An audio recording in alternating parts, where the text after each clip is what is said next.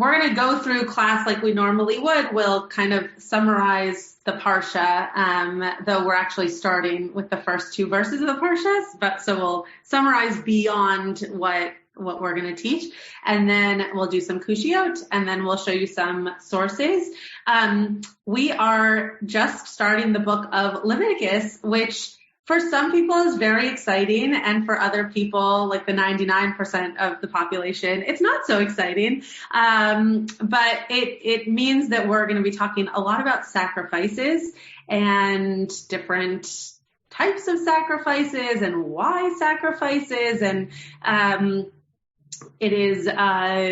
it's great. So we're going to today focus a little bit on like why sacrifices and kind of what those sacrifices are for us today, based on just the first 2 lines of the Parsha. So David, do you want to do the summary of Vayikra, or do you want me to do it? Sure, I'll do my best to do a summary of Vayikra. Do you want to show the Safari sheet, or do you want me to do that and you can kind of go through it? Yeah, you can show the sheet, but I think do we need the sheet to summarize? I'm not sure. I don't think so. Okay, well, so Vayikra, really interestingly, one of my teachers last semester, Dr. Zevit, who just retired from AJU, but I got in at the last second into his very intense class, notes that Vayikra is actually an instruction manual not for the priests, but actually for the people, which I found really interesting. That it really is step-by-step instructions for when people feel the need or desire to bring an animal sacrifice, animal and or meal and or like wheat offering. It really tells them what they need to do and what they can bring. It doesn't really go into, it doesn't say the step-by-step instructions of how the priest is gonna prepare and slaughter. It says what goes to the priest. It says, the basic things of the fats or other kind of special things that are burned on the altar. But it's really a guide for regular old Israelites to come and bring their sacrifices. To not go too deep into each of them, what we have is kind of a breakdown of different types of sacrifices. Some of them, it starts with the olah, which is a completely burnt offering, which is basically a free will offering. It's not brought for any particular need or purpose.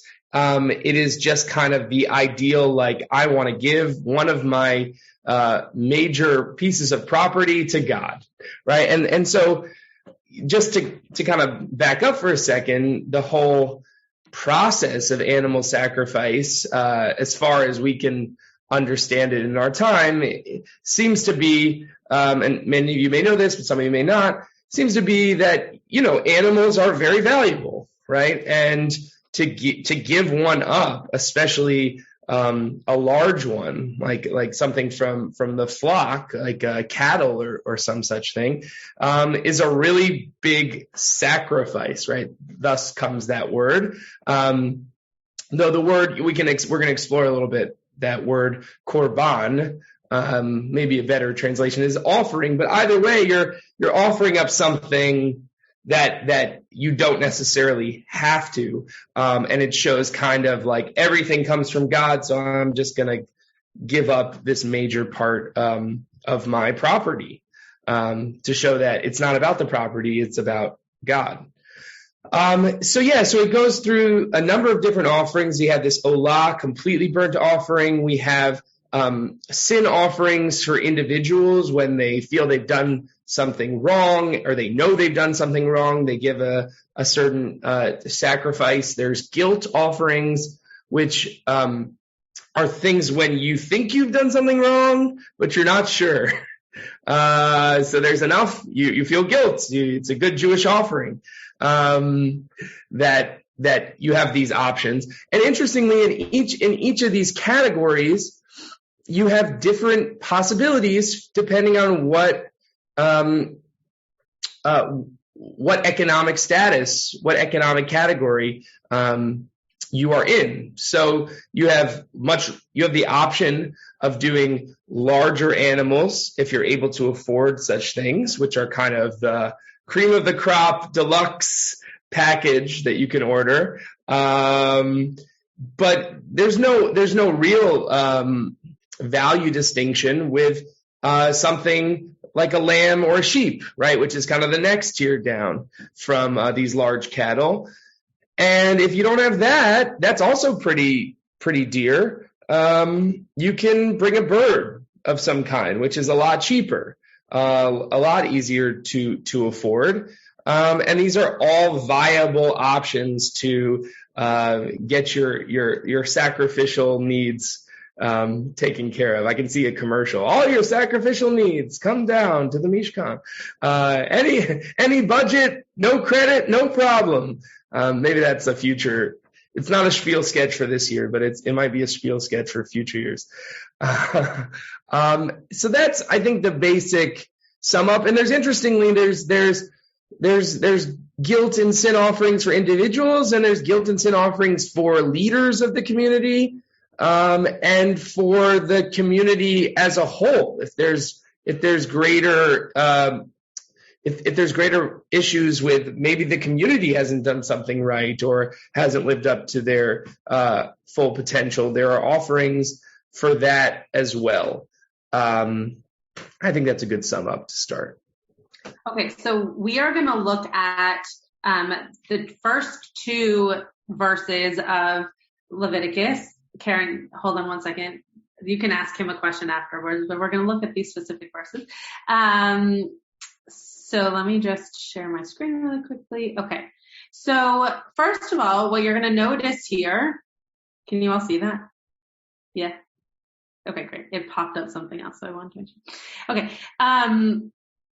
So what you're first going to notice potentially, or what I'm going to make you notice, is that Vayikra, the first word of the Parsha and the name of the book, has a little aleph. Do you see that? Do you see that the aleph here is littler than the word Vayikra?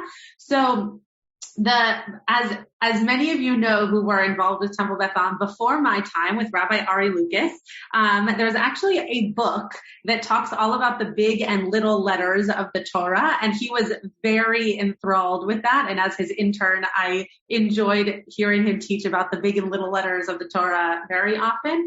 And this is one of them. And so we have a few sources that we're gonna show you or teach you or discuss with you about that little aleph, but I just wanted to point it out because it's not just a typo. It looks that way in the Torah also. So tomorrow when you're in shul, if you're in shul, you can come up and see that in our Torah. So it says, Vayikra el Moshe.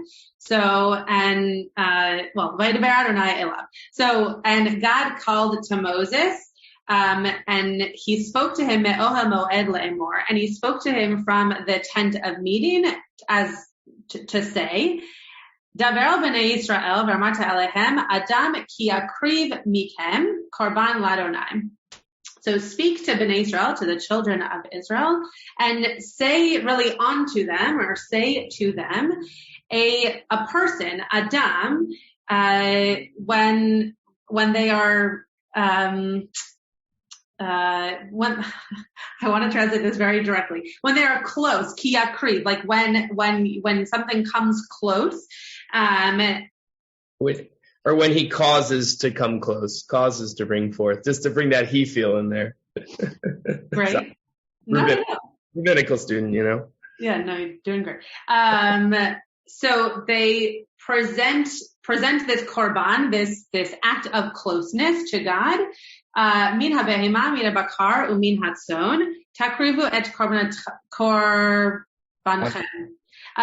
So you're going to choose from a behema, from like a beast, or from bakar, from cattle, or from tzon, like a herd or sheep most often. What? Sheep or goats. it actually isn't translated here, but takrivu. David, would you like to do this in correct grammar? No, they will cause to bring close you will cause to bring close your offerings. You all. So what we're seeing a lot here, grammar aside, what we're seeing a lot here is the idea of closeness, right? That these sacrifices were an act of relational closeness, of intimacy with God. So we talk about sacrifices as if David just did a great job explaining the different kinds of sacrifices, right? As something that an animal goes onto an altar, or any kind of flower goes onto an altar, and you burn it and it goes up to God, and that's it. That's a sacrifice. But the way in which it's actually described here from the beginning is that it's a way of bringing you in close to God. It's a way of giving you that personal relationship with God. So Rabbi Shapiro and I often teach this class in the realm of mental and spiritual health. And one of the aspects of the different sources that David and I brought today are going to talk about, like, what does it mean to come close, right? What does it mean to have that kind of closeness? And in 2022, what does that look like for us today when we're not doing those kinds of sacrifices? So these are our two verses. Feel free to ask any grammatical questions of David and any content questions of me. Karen, akushia. So this is the way I would get close to. Correct. Because now when I get close, I'm lighting Shabbos candles. I'm doing kindness tshuva. I'm doing those things. Have replaced this. Great kushia, and we will get there. And wait, and why? Because it says here, when any of you present, okay, this is how you should do it. Mm-hmm. Who told them to present anything to? Who said, give me offerings? Maybe I missed that. No, you didn't miss it. I mean, I think we are just being presented with this idea of giving offerings to God now that we have a Mishkan, right? Before we had a Mishkan, there really wasn't any altar or place to be able to even do those sacrifices. So here we are being given the instructions, but also the command, as it were, to give sacrifices. And as you're stating, it was a way of, based on what David explained before, which is the different reasons that you might give a sacrifice, right? Now we are seeing the ways in which, based on those reasons for even needing a sacrifice, you are then being brought in close to God, or making yourself close to God by giving those sacrifices. Maybe that's what I don't understand. Why would I bring a sacrifice? What would I be feeling to do that? What? You get it, what I'm saying? I do get it. Yeah.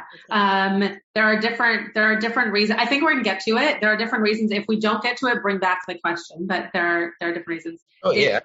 And a couple of them are more concrete. I did something bad. I did it on purpose or on accident, and it's been racking me. So I can do this physical thing, this physical offering to God to clear myself of that in some way.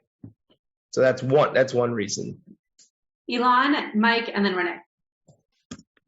Yeah, I'm just curious why does it specify you shall choose your offering from the herd or from the flock, and what were the other options? Like the zillions of animals that were running around the desert. It seems interesting and odd to make that specification. Great question. Renee. So mine was kind of similar to Elon. Why I was thinking of, like, why cattle? Why not goats or any rams or any other animal that they had around them? Great. Okay. Tybal. I don't know, maybe because you said the thing about it's also the new longer title with the spiritual. What I started thinking about, it's not on the text, but I started thinking about what modern psychology has looked at, how sometimes if something's free, and for this substitute easy, take it for granted. And also sometimes actually from advertising and pricing that when something is positioned as more expensive, even if it's not better, people value it more because it's more expensive. So I was just thinking about what it would take in an agricultural society if you didn't live near Jerusalem, but certain things happened and you had to go find the animal and afford the animal and schlep there. Well, it might really modify the behavior. It might be a real deterrent to being more careful, not even to make something you didn't intend on purpose. And certainly it's more of a deterrent to bad behavior for those human beings who have what we now know as the frontal cortex to think ahead and modify behavior. Great. You should definitely listen to the Bat Mitzvah Girls Drosh tomorrow morning. That is a lot of what she's talking about, but that is a great kushia. David and I aren't going to really hit on that so much, though if he wants to speak to it, he's more than welcome to, but our texts aren't going to so much, but definitely listen to her drosh. And if we can, I can give a little bit of a spin, off of that question. Mike. Yeah.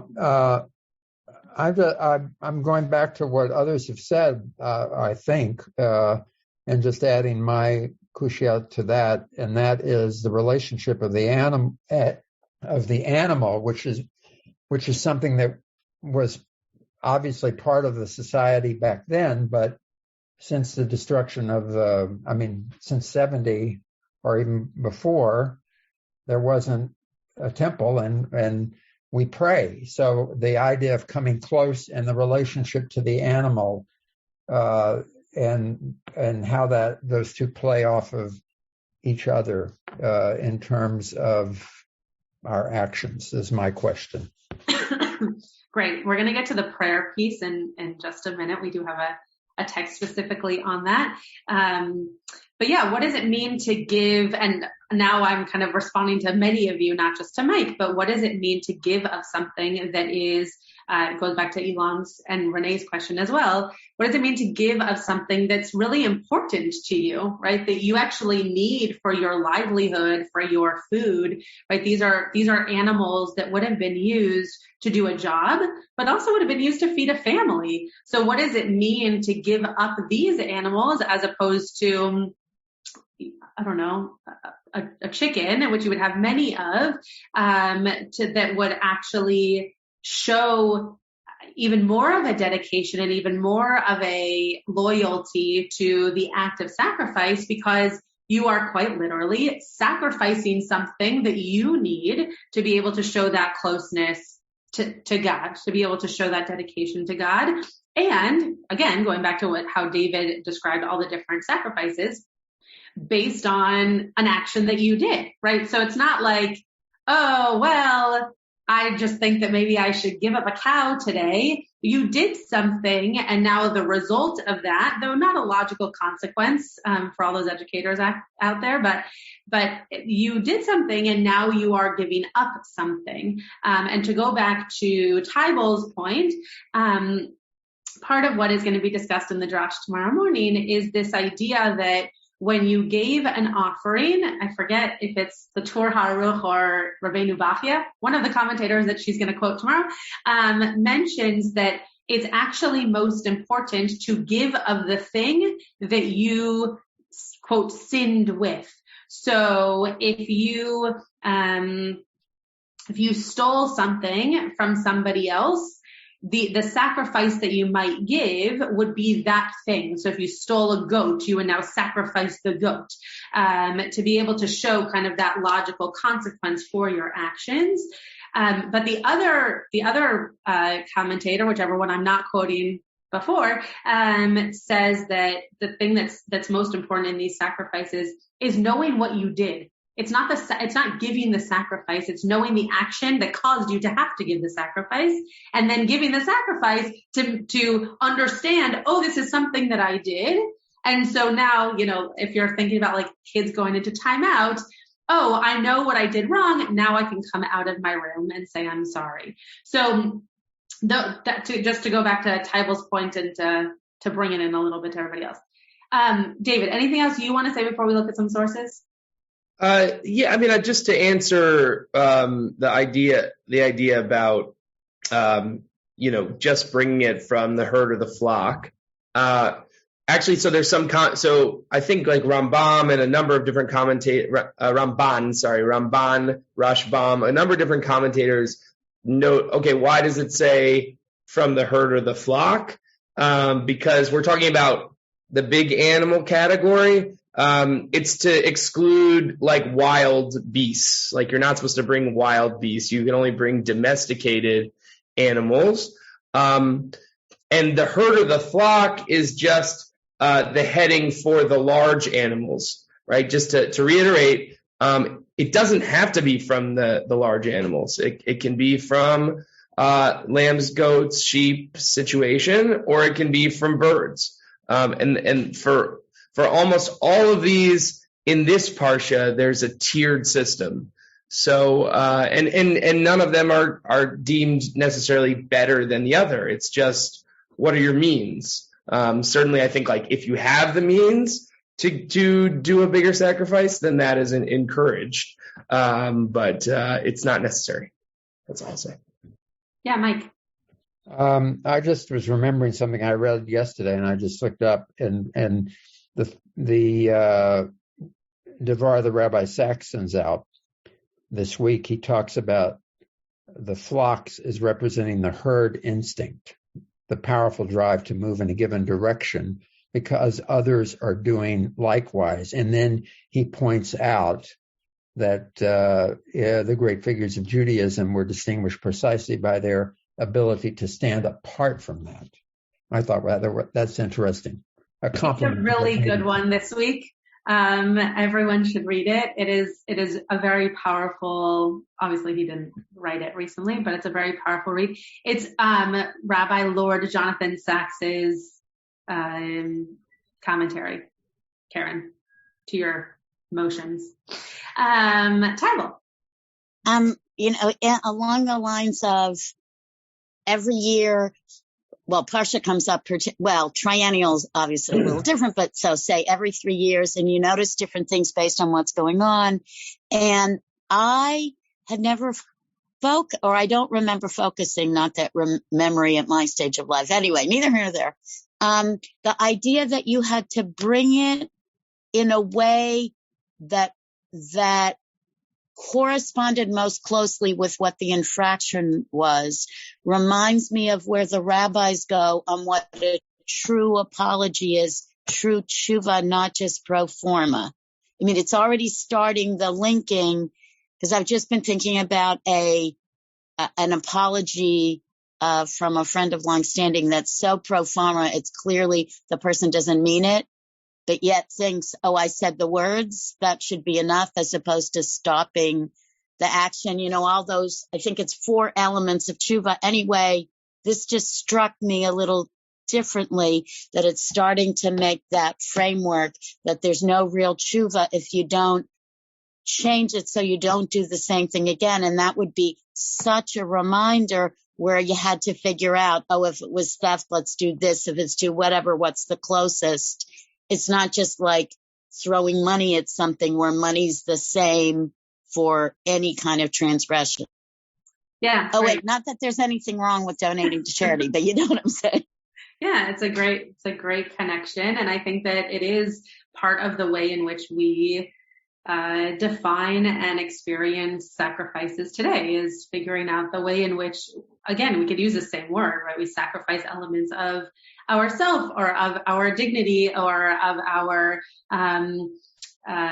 pride to be able to say something to somebody that might bring us down, but be the right thing to say in that moment. I'm sure we've all had those kinds of apologies presented to us. And, then at that point you have to decide, is it something that you forgive and you just recognize that you have to, or is it like a sacrifice where you say, no, it means nothing unless you actually know what you've done. Okay, because before we go too off course, though I love when everyone gives little drashot, we are going to look at a few sources. David, feel free to we can either go back and forth, or you can just say, no, I want to do this one, or whatever. Sounds good. Okay, so do you want to do this one? Do you want to do Chizkuni? Yeah, only if we zoom in a little bit. Hold on. The Ziegler Zoom School conundrum. Okay, now a little bit to the left. Sorry, I'm terrible. There you go, perfect. Okay, Chizkuni. Okay, Ki Akriv. So this is that idea of a person when he wants to bring close an offering. Le'achar shehukam hamishkan, perush lecha eich yishartuhu avadav beveito. Right, Ki Akriv, who brings close. The word introduces the manner in which God wishes to be served now that God has taken up residence among God's people. Right. So again, I think this is connecting to why Yakriv. What's the way in which you're going to go about this sacrificial experience where God is present in the camp? Has an element of closeness. I mean, both just physically because God has dwelled, among the people, but also that maybe there's some deeper intimacy that is inherent, or that needs to be brought of yourself. And then Chizkuni also has this comment just a little bit further when it uses Ki Akriv again, is that he translates Ki Akriv as the same as Ki Yakdish, right? When he wants to sanctify, to cause something to be holy, so that there's an element not just of bringing the thing close, but also making it a holy action. So holiness and closeness have a connection here. And one of my favorite, you've heard me say this many times, but not David, all of you, but one of my favorite little drashot to give on the word kadosh is that it actually means separation, right? So like kiddushin in a wedding is that moment of separation of saying, okay, you are now a couple. Or kiddush on Shabbat is really when Shabbat starts. It's not the lighting of the candles. It's really when you say mekadesh Shabbat, right? It's the actual moment of sanctifying the day with kiddush. So the fact that to come close also has boundaries is really interesting, right? That there's a type of separation that actually makes that closeness different, which of course in human relationship we totally understand, but the people you are closest to, there are definitely boundaries around, but also it's a different kind of closeness than other people that you are close to. And so it's separate, right? It's distinguished from. So that's the wordplay that's happening here, which I love, because I just think that the fact that we translate kadosh into holy, but it actually means differentiated or separated from or made distinguished is really interesting. Mike, did you want to say something to that? Yeah, I think there's so many kinds of you bring up the closeness of the love of a couple, but so many other kinds of love of a parent toward a child, or of that this brings into focus or importance, because God is dwelling among God's people. He's taken residence among his people. He's calling out. Last week the whole.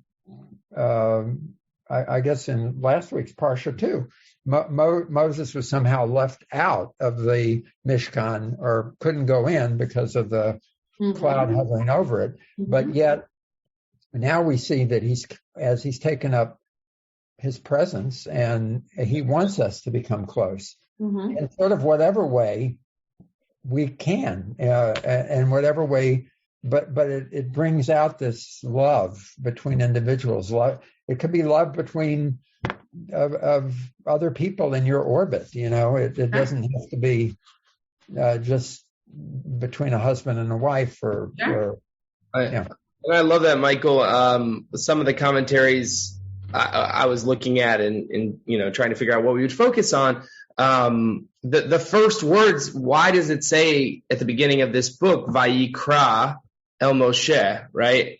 And a lot of the commentators do say, well, just previously Moses wasn't allowed to enter the tabernacle, and God had to call to Moses to come close. And then Rashi says that the language of Vayikra is Lashon Chiba, is the language of care and love. That the use of the word Vayikra is the language of the angels who call to each other, V'kara zeh el zeh ve'amar, that there's a kind of love and fraternity or community that is inherent in that word. Also, the fact that it could have used a shorter form, Vayikar, which it uses. Rashi says it uses for people who aren't so great or loved. So just an interesting that open has a lot of love, and then we're coming into bringing things close. So it's all tied in. And the is really little. So interesting that it opens up for a very vast. Yep. That was just my little drush on that. No one actually says that. Okay. Okay, so the Akedat Yitzchak, we are not going to read this whole thing. It's four pages long.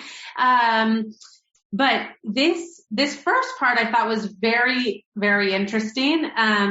And it goes back to what many of you brought up, and I think is a very common way of thinking about sacrifice in today's day, which is the prayer that we do. Right, when we think about the Avodah service from the high holidays, right, we think about, okay, what does it mean? We're not doing sacrifices anymore. So how do we make the Avodah service something that is, Rabbi Klickfeld does a meditation, Rabbi Josh Roshowski and I do a little bit more singing and intentional deep work into social justice aspects of the world. So what is it that we are spiritually connecting to as our sacrifices? So he says, because prayer is service of the heart, we have connected the chapter on prayer with a chapter on the olah, a type of offering. As an olah is an offering that rises towards God in its entirety, since the whole of the animal is being offered on the altar. So is prayer an offering of the heart, which rises towards heaven in its entirety.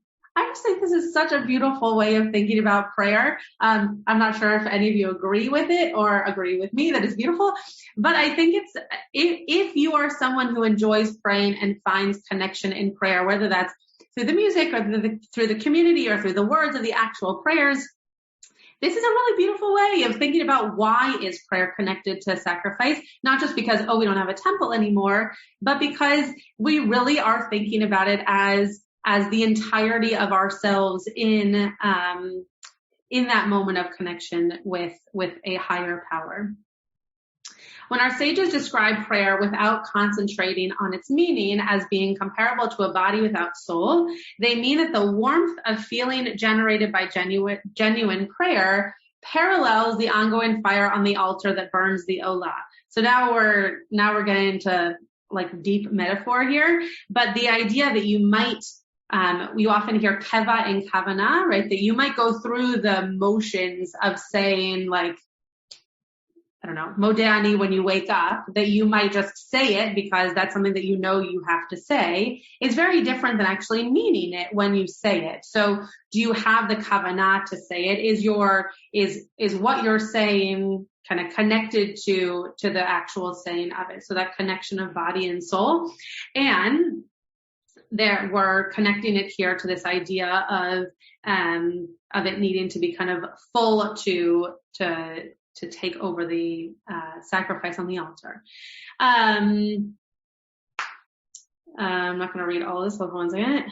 Okay, so our hearts here, I'm right here. So our hearts are to be permeated by the outpouring of our prayers. So the Talmud in Barachot 32 tells us that we have to arrange the praise of God before proceeding with voicing our requests from God. Since the requests of concern mostly are temporal needs, Our sages describe the supplicant as someone who temporarily abandons their concern with the values of the world to come in favor. Okay, I don't need to go through this whole thing. But so this idea that we actually, there's like a give and take, right? That our hearts are being permeated by these prayers, but we have to give the prayers with full heart to make them connect to the idea of reaching God. Is everybody with me? There's a little bit. I like the idea. What I'm reading into it, and I think what he's trying to say is, he's connecting the need for preparation pieces of prayer, like Psukei de Zimra, like verses of praise, which are the introduction to the main service, as kind of like the same way that you need to prepare the animal and to prepare the fire on the altar and to kind of lay out everything that's needed and to sharpen, the knives and to have all of the elements that you need laid out before the thing itself. And so something about the whole act is in the preparation of it and in the willingness, the bringing it forth before it's slaughtered, before it's sacrificed, before you have that the moment that you've all been waiting for, so to speak.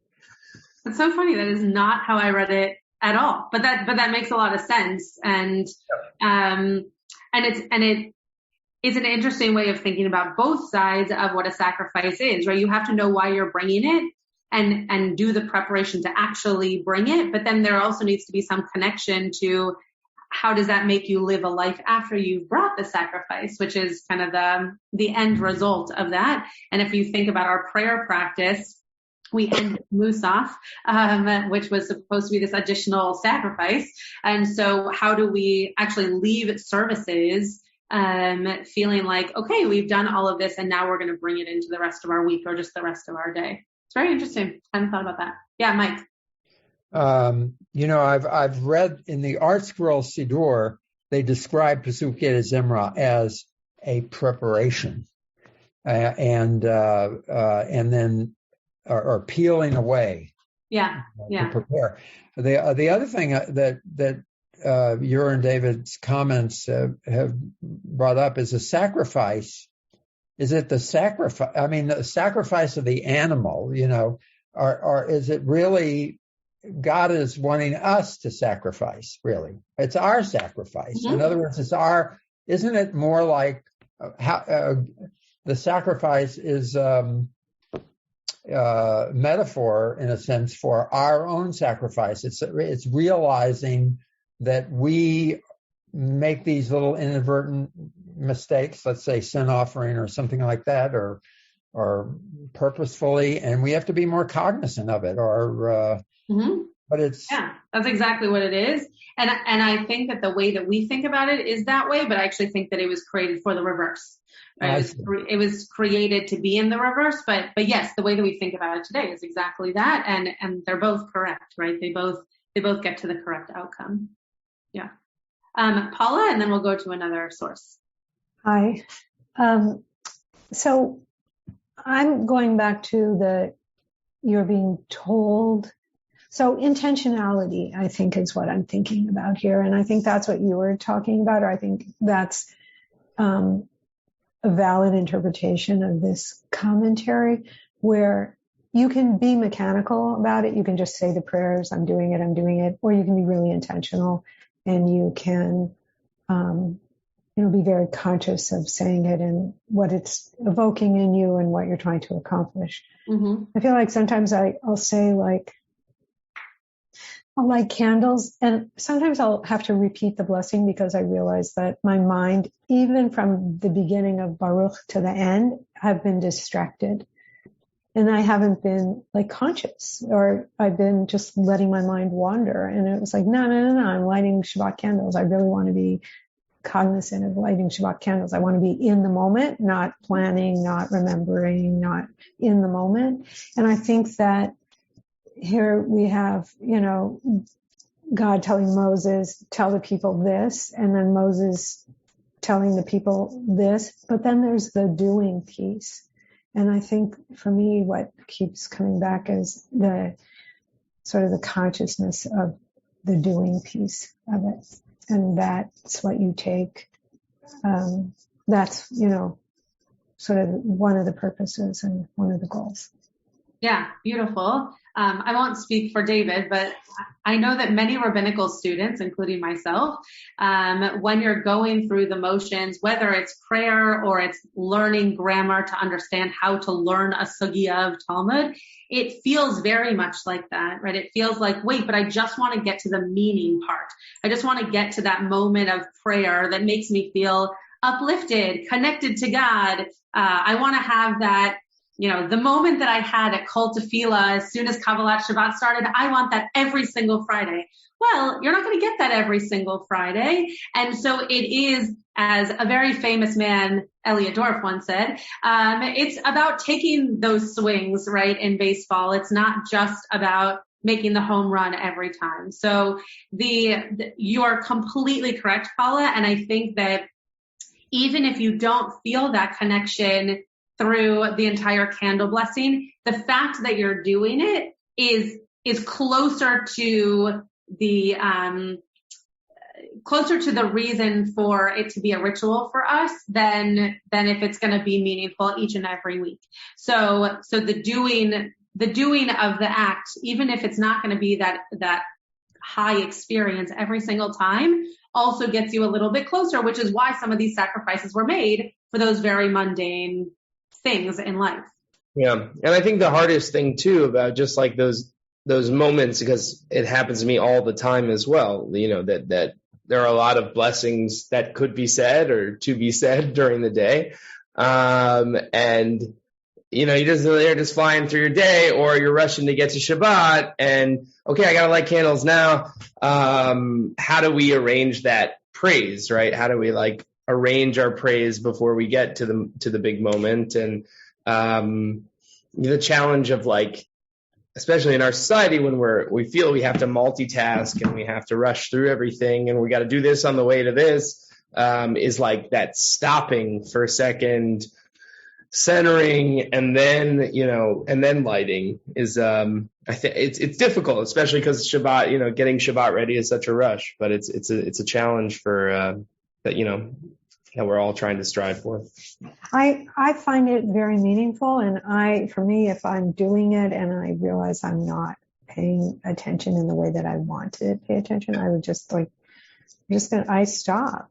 Yeah. And and just okay, take a breath, pay attention. In fact, the halakha, I know at least with the Amidah, if you've gone through the first blessing of the Amidah and realize you didn't focus on any of it, it actually says go back. Minimally you need to have the focus for that first blessing. But if you realize it, go back, and there also is that thing. So basically what you intuited, Paula, is that whole moment of needing to just, okay, wait, I'm not focused in the rest of it. Okay, now I'm here, and then continue is a difficult but important skill, I think. I'll just add one more piece and then we can go on. Rabbi David Lieber, who is a name that probably many of you have heard before, was a very dear family friend. He was the editor of the Eitz Chaim Chumash, so maybe you've also seen his name. And one of the things that he used to say all the time, probably one of our generation's just most brilliant minds and rabbis, he used to say, when people asked, why do you use a siddur? He used to say, because even though I might know all the words, if I look at them, I have kavanah for the words that I'm saying. So he didn't need to use the siddur because he didn't remember the words of the Shema, but he used the siddur just like some people hold the Kiddush cup in their hand and look at the Kiddush while they're actually saying it, to have that intentionality, like you're saying, Paula, to have that connection and to be able to say, this is why I'm doing this, and this is the reason for this to be important in my practice right now is extremely meaningful, as opposed to just going through the motions. Okay. David, should we do the Kedushat Levi or just the last two pieces? I Yeah, what's our timing like? Let's do the last two. Here, I'll do this first one. Okay, Ibn Ezra, my favorite. Here we go. Okay, Lirtzono lifnei Adonai, Shiakrivenu b'Irtzono v'lo ba'ones. Right. So this line that it says that you're going to offer it Lirtzono for God's desire or favor before Adonai. Okay, so what's the purpose of this line? Ibn Ezra would say that you will sacrifice it according to for God's will and not in a forced way, not under duress, right? That a person is offering it willingly and not under duress. What does that make people think of? I don't know. What do people get out of that teaching? What principle might we derive? Kavanah, that it's done with kavanah and not anything else. Sure. I agree. I think also, sorry, others? Yeah, I was just going to say that. Oh, great. Denise, go ahead.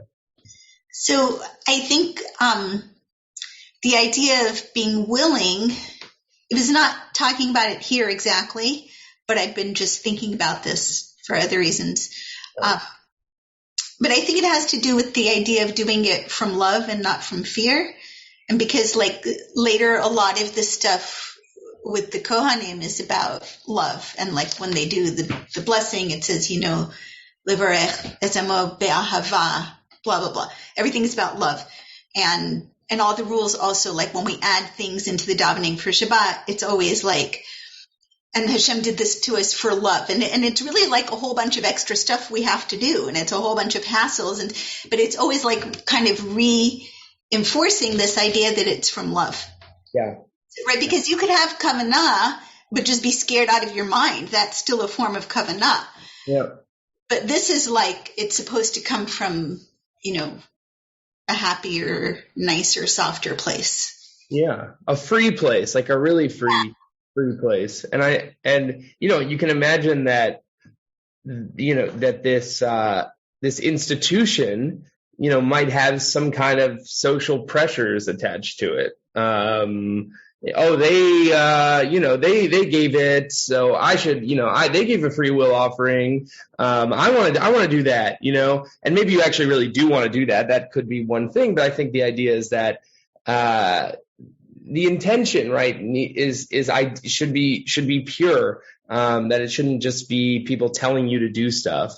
And maybe it also warns against that kind of pressure, right? That it warns against making this institution, the leadership of it or other elements in it to say, you have to go bring this, right? That it really wants it to be a free institution. Yeah. Okay, so the next Ibn Ezra is, let's see. Oh, yeah, so it's not Vayarech, it's Vayirach, right? I don't know. We don't have vowels on it. But it means he smelled it. And just explain that this isn't from our verse.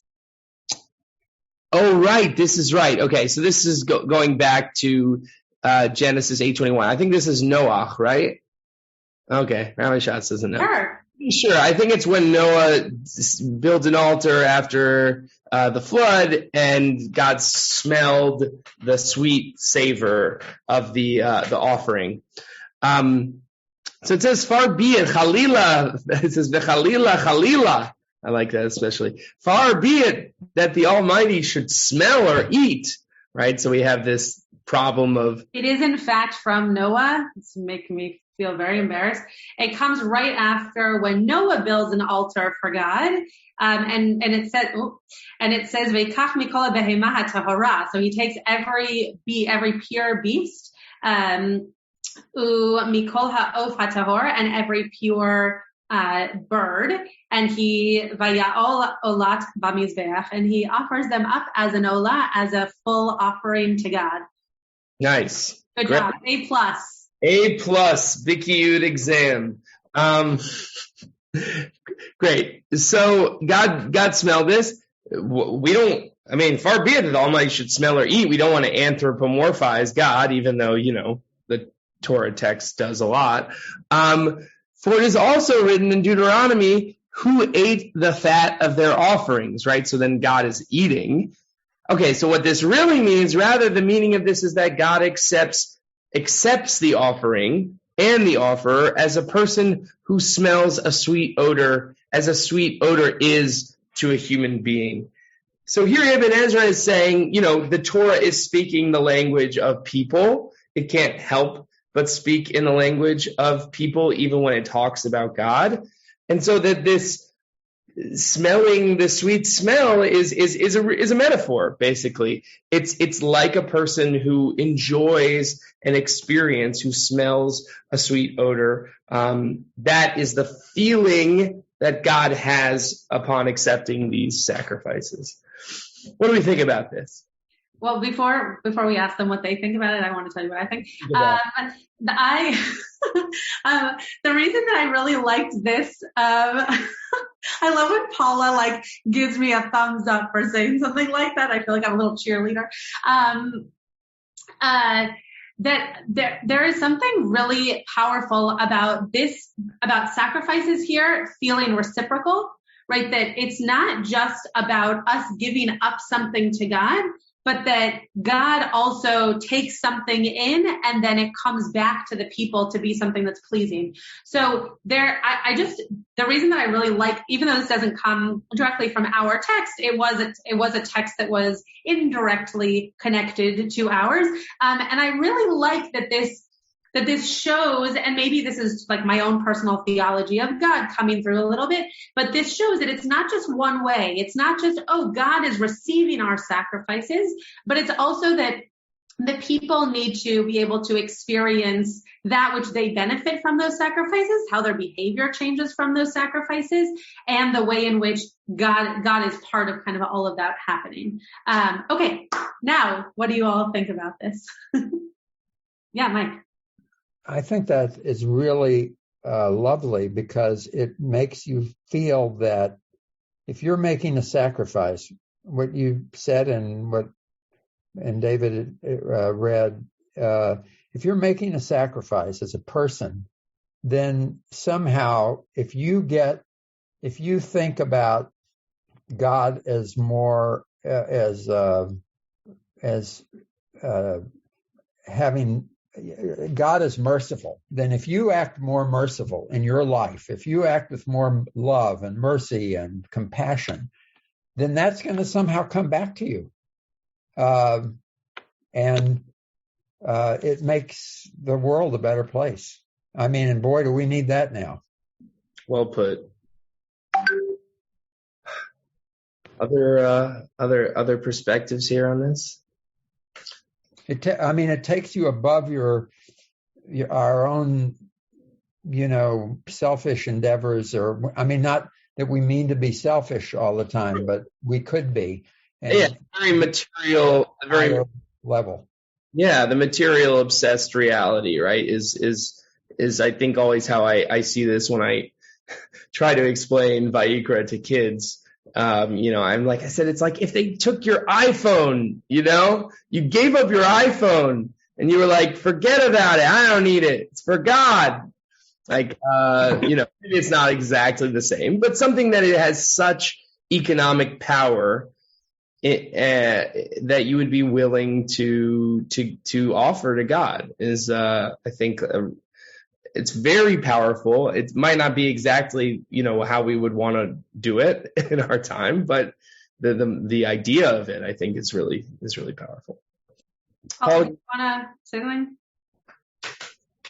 No, I'm too glib. Sorry.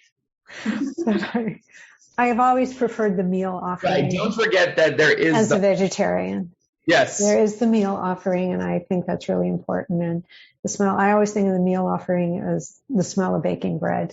Yeah. So that's so much preferable to me than any of the other offerings. Right. And it's so interesting that bread and meal and grain is all a part of the sacrificial system and as well as the show bread, the bread that's constantly on the table in the Mishkan.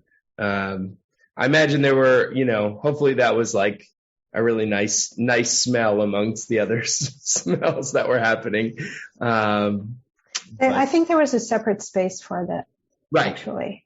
So I think it would have been distinguishable, which is, I think important too, because I think Rabbi Klickfeld talked about this in like Mincha Mar Sudah Shlishi teaching once, where it was in a place where you didn't have to out yourself that you were bringing a meal offering because it wasn't as expensive, or as costly as the animal offerings.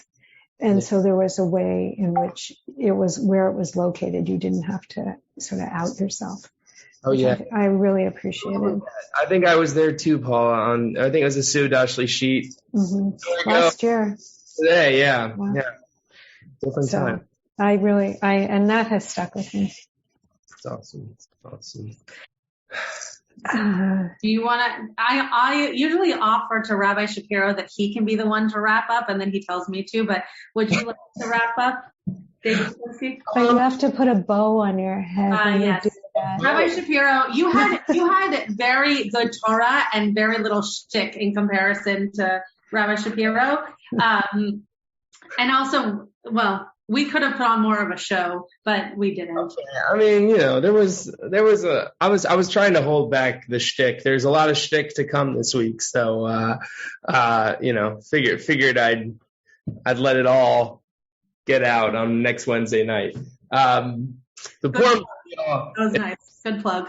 If you're going to be around in person or on Zoom, is going to be a lot of fun. We had a read through last night, and it was a blast. Anyway, I think I think amongst the blood and the gore and the animals and the things that we have difficulty connecting to, especially if we're vegetarian or have feelings, for animals and killing animals.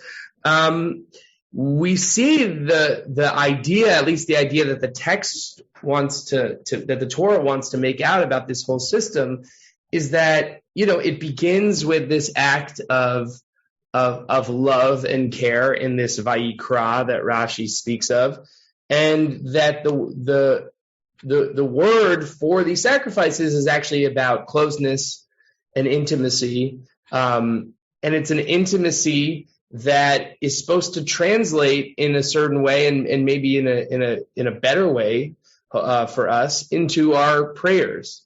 That these very physical acts resonate in our spiritual practice and can be metaphors for the kind of spirituality and focus and wholeness and willingness that we hope to strive for.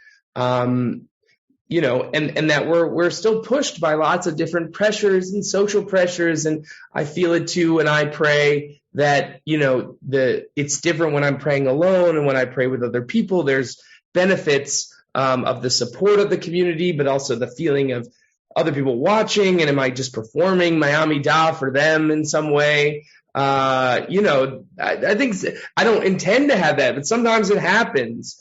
And, that we're striving for the free will, right? The truly free gift of prayer, of action, of doing good, that's something that should just come from us naturally. And it's not always easy, but this is a good reminder for us, I think.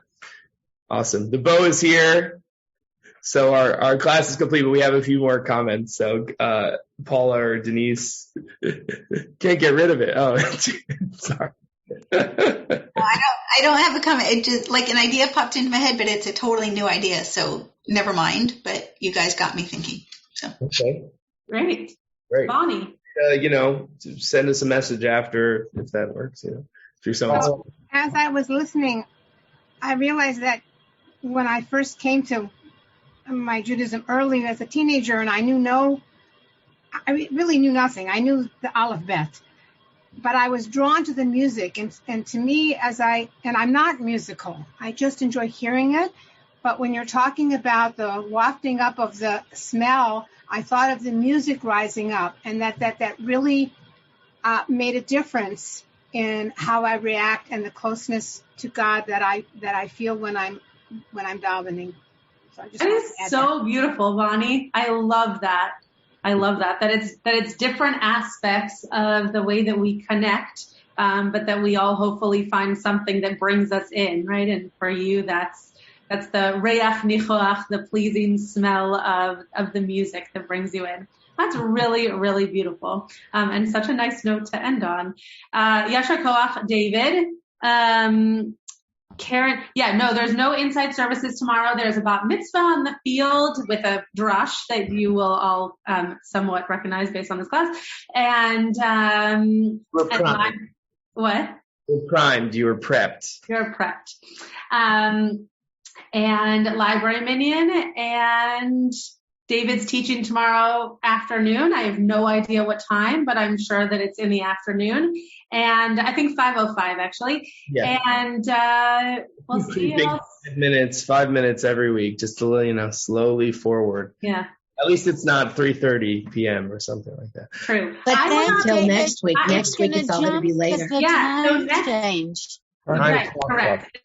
All of the comments that were just made on top of one another are all true. What I was about to say is that next week I will not be here. Rabbi Shapiro will be here alone. I will be in New Orleans, so I will not be at class, but will be teaching in the South. So have a great week, and I will see you all soon. You have been listening to another in our series of podcasts from Temple Beth Am, a dynamic center for conservative Judaism in Los Angeles. If you enjoy these podcasts, we invite you to write a review on the Apple Podcast site or wherever you get your podcasts. For more information about Temple Beth Am Los Angeles, go to tbala.org.